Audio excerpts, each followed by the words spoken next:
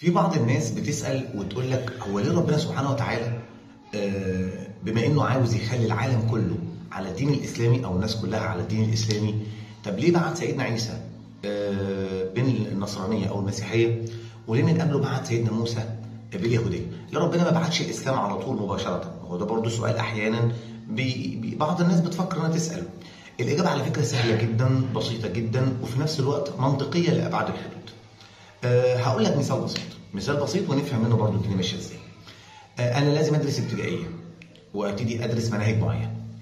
بعد كده ابتدي ادخل في الاعداديه، لما ادخل في الاعداديه ببقى ادركت منهج ابتدائي قوي. في نفس الوقت بعدها بروح للثانويه، فخلاص بيبقى عقلي ابتدى يكبر علشان خاطر يقدر يستوعب المواد اللي في الثانويه. بعدها بدخل الجامعه، خلاص بيبقى عقلي نضج قوي. لكن انا لو جبتك وانت صغير اديتك منهج الجامعه، اكيد بالنسبه لك هيبقى منهج صعب جدا. بعد كده بتبتدي تخرج لحياتك بعد الجامعه وتبتدي تاخد مراحل حياتك واحده واحده. هو البني ادمين زي كده. ربنا سبحانه وتعالى كان بيبعت الديانات على مراحل.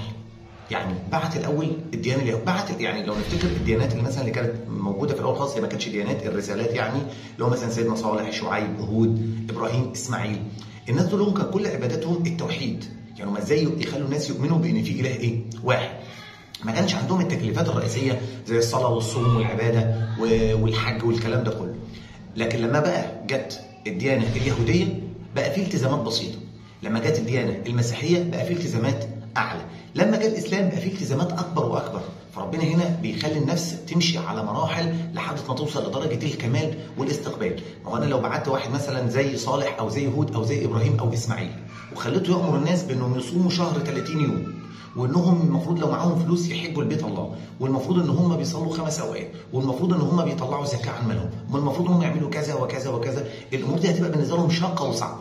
ولكن ربنا جابها لنا بالتدريج لحد ما وصلت للنهايه، وهو ده السبب اللي خلى ربنا سبحانه وتعالى يبدا باليهوديه ثم المسيحيه واخيرا الاسلام.